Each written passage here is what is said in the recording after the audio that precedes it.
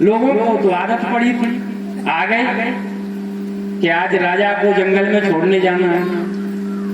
राजा को नहलाया धुलाया, रथ पर बिठाया, सब गांव शहर वाले पीछे चल रहे हैं। राजा प्रसन्न है आज। लोग आश्चर्यचकित सोच रहे हैं, इससे पहले जो भी गए सब रोते गए और ये हंस रहा है, मारे भय के लगता है ये पागल हो गया। एक व्यक्ति ने पूछ लिया कि महाराज आपको हम सैर कराने नहीं ले जा रहे, आपको हम जंगल में छोड़ने जा रहे हैं। ये तू आज बता रहा है मुझको? अरे मुझे तो उसी दिन पता था जिस दिन तुमने मुझे कुर्सी पर बिठाया था कि तुम मेरे साथ यही करोगे। तो कि आप प्रसन्न क्यों हो रहे हैं? कि मेरी प्रसन्नता का कारण जानना चाहते हो तो मेरे पीछे पीछे आ जाओ। जब जाकर के इस नदी के पास पहुंचे तो राजा ने कहा कि उधर देखो क्या है। कि महाराज पहले तो जंगल हुआ करता था, अब तो वहां महल बने हुए हैं। कि मुझे पता था तुम लोग मुझे जंगल में छोड़ आएंगे।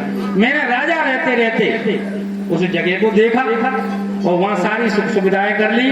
अब मुझे कोई भय नहीं है, इधर से जाऊंगा आराम से उधर रहूंगा। ठीक इसी प्रकार से हम सबको 3 वर्ष का राज्य मिला है, बचपन, जवानी और बुढ़ापा। जिनको हम अपना अपना कहते हैं ना, वो आएंगे कंधे पर उठाएंगे, राम नाम सत्य है, सत्य बोलो गत्य कहते ले जाएंगे, जला करके राख कर देंगे, मुसलमान दबा देंगे। क्या हमने वो जगह देखी? इसमें से निकल करके हम कहाँ जाएंगे? और ये 60 वर्ष तक यही चिल्लाते रहे कि जीते जी कर लो। हम उन अभागों में से सबसे ज्यादा तो मैं अपने आप को मानता हूँ कि मैंने तो आज तक नहीं देख पाई। और अब तो डर ये भी सताता है कि पता नहीं कब इस शरीर का समय पूरा हो जाएगा और मुझे कहाँ ले जाएंगे। क्योंकि अभी बात हुई थी ना, अभी चर्चा हुई थी कि जिस समय बुद्धि पागल हो जाएगी, देखना बंद, सुनना बंद, समझना बंद, उस अवस्था में हम जय गुरुदेव नाम कैसे लेंगे? कोई भाई यहाँ बैठा है, बहन बैठी है, बता सकता है वो कि जब हमारे पास कुछ नहीं रहेगा, भयानक शक्ल होगी यमदूतों की सामने, भयंकर पीड़ा हो रही होगी और ये कह रहे हैं कि उस समय नाम लेना, कैसे लेंगे? लेकिन गुरु महाराज ने अगर कहा है, जब इन्होंने जो कहा है वो सब सही है, कोई ना कोई अवस्था तो ऐसी होगी जब हम वहां नाम ले सकते हैं। क्योंकि अगर ये नहीं हो सकता तो ये नहीं कहते, क्योंकि इन्होंने कहा है कि मैं वो कुछ नहीं कहा आज तक जो नहीं हो सकता, मैंने वही कहा है जो सब हो सकता है। तो हम सब भाई बहनों को जब ये निर्णय हो चुका है कि इस समय हमको संगत ने ये काम दिया कि सहकारी का प्रचार करें और भजन करें, तो क्या भजन में ये स्थिति प्राप्त नहीं कर लें हम लोग? क्योंकि इन्होंने तो कहा है कि जीते जी, मरने के बाद बच्चा मिलने वाला नहीं है। तुम ये सोचते हो कि मरने के बाद स्वर्ग चले जाओगे, उनकी कोई तो चिट्ठी पत्री आई नहीं कि मैं स्वर्ग में चला गया और तुम भी चले आए हो। ऐसा बोलते सत्संग में, आपने सुना होगा, ये हमने सुना है, आप सबने सुना है। तो हमने तो आज तक नहीं देख पाया। 11 वर्ष ये खींचतानी में निकाल दिए। कोरोना का समय मिला था, आप रिश्तेदारी में नहीं जा सकते, रिश्तेदार आपके घर नहीं जा सकता, आप पड़ोस में नहीं जा सकते, आप घर में बंद रहेंगे। जिन भाइयों ने किया होगा उनको प्रणाम करते हैं, उस ऐसे मौके का लाभ जिन्होंने उठाया है उनको हम बारंबार प्रणाम करते हैं। मैं तो उस समय भी नहीं कर पाया। अब आप बताइए कि किस हैसियत से इस माइक को पकड़ करके मैं आप सबके सामने खड़ा हूं। मैं भाइयों से मना करता हूं, उन भाइयों से मैं प्रार्थना करता हूं, ये बोलते हैं यहाँ खड़े होकर के कि आप पर दया है गुरु महाराज की, मेरे तो पैर कांपते हैं। आप पर दया है गुरु महाराज की, कृपा है कि आप यहाँ बोलते हैं। आप इनसे प्रार्थना कर दीजिए हम सबके लिए कि वो हम पर दया करें। जिस प्रकार से रुक्कोबी ने अपने गुरु भाई को मौत के मुंह से वापस ले लिया था, सामन सिंह के बारे में आपने सुना होगा कि अपने गुरु के पैर पकड़ करके इतना रोई कि ऐसा गुरु भाई मुझे मिलेगा नहीं। आपसे हाथ जोड़ करके प्रार्थना है कि मेरे गुरु भाई को मुझसे जुदा मत कीजिए। जयमल जी महाराज के पैर पकड़ करके रुको भी बहुत जोर रोने लगी और कि मैं आपके पैर जब तक नहीं छोड़ूंगी जब तक आप ये नहीं कह देंगे कि तेरे भाई को कुछ नहीं होगा। और हुआ ऐसा। जयमल जी महाराज ने चिट्ठी फाड़ दी, अपने भाई को एक गुरु बहन ने बचा लिया। और आज हम लोगों में कोई भाई कहीं जा रहा हो, बहक रहा हो, तो हमको कितनी तकलीफ है या हम कितने प्रसन्न हैं ये हम सब अपने आप में महसूस करते हैं। भाई ने सुबह सुनाया था ना यहाँ कि जय गुरुदेव बोलते हुए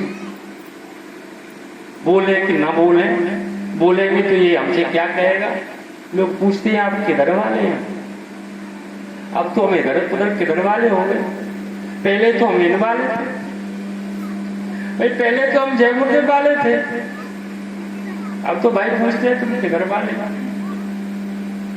इधर वाले, उधर वाले, किधर वाले। और ऐसे ही करते करते समय बीता जा रहा है और इस मकान की सांसें कम होती जा रही है। और जब ये खत्म हो जाएंगे फिर ये खड़ा होने वाला नहीं है।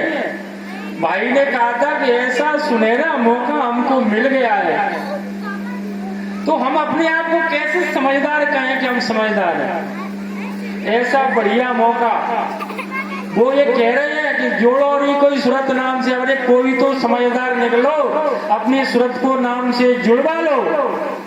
हमने तब भी नहीं कहा इनसे कि जोड़ दीजिए।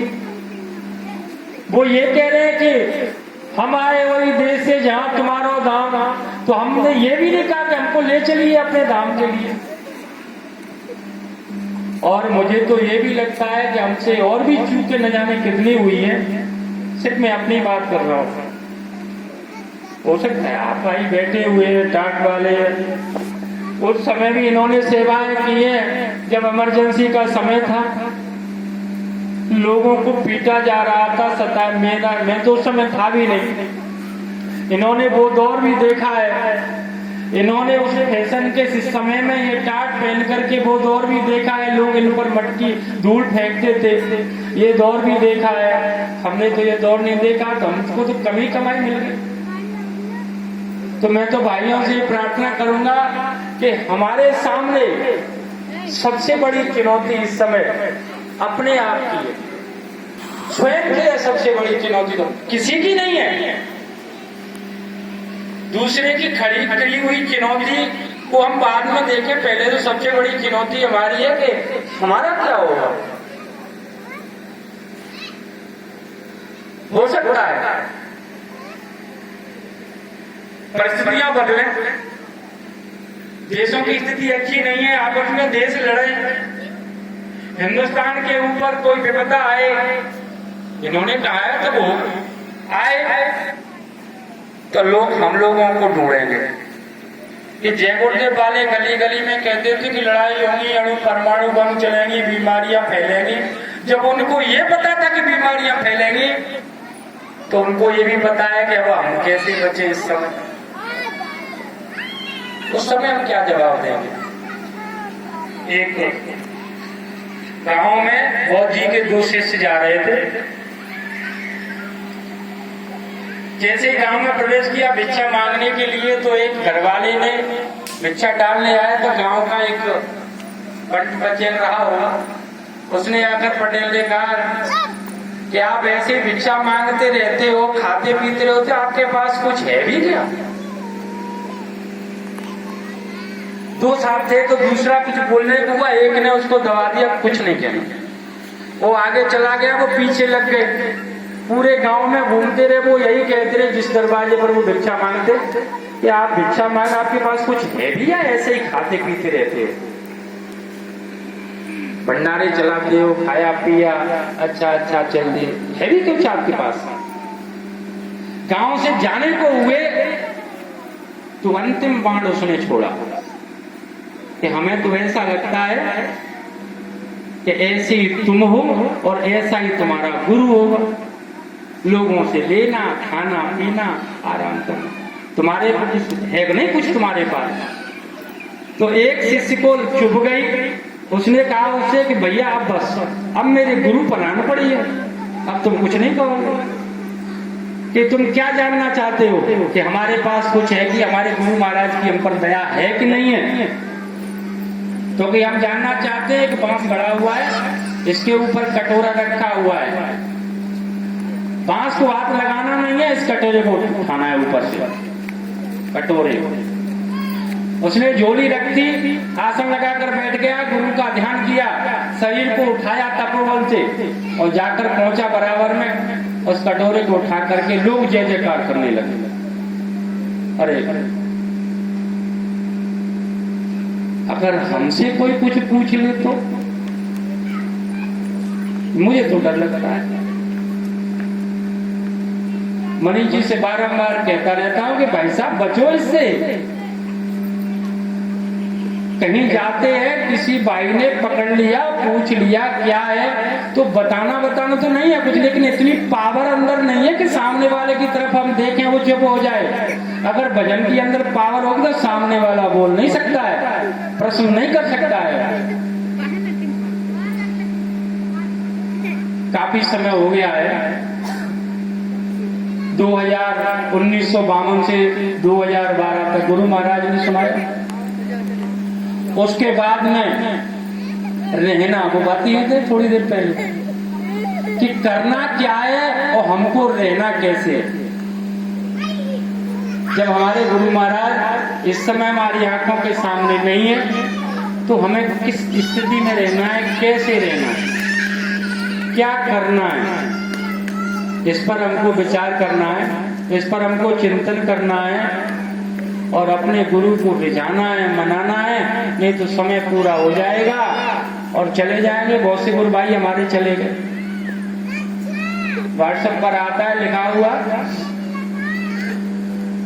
कि आज हमारे जिले से गुरु महाराज के बहुत सेवादार, उनका शरीर शांत हो गया। तो भाई लोग लिख देते हैं गुरु महाराज उनकी आत्मा की संभाल करें। ये कहें गुरु महाराज ये कहते हैं कि वहां से हिसाब छड़वर में होता है, इधर से निकाला, हिसाब हुआ और जैसे का तैसा कर दिया। अब हम 2 दिन बाद कहते रहे, 3 दिन बाद कहते रहे, इनकी कई भी बातों पर विचार करें। क्या हमारे कहने से कुछ हो सकता है? करने से हो सकता है। गुरु महाराज ने एक सत्संग में कहा था, सुनाते हैं, बहुत बड़ा सत्संग है, आप सबने सुना होगा। मैं सोचा करता था पहले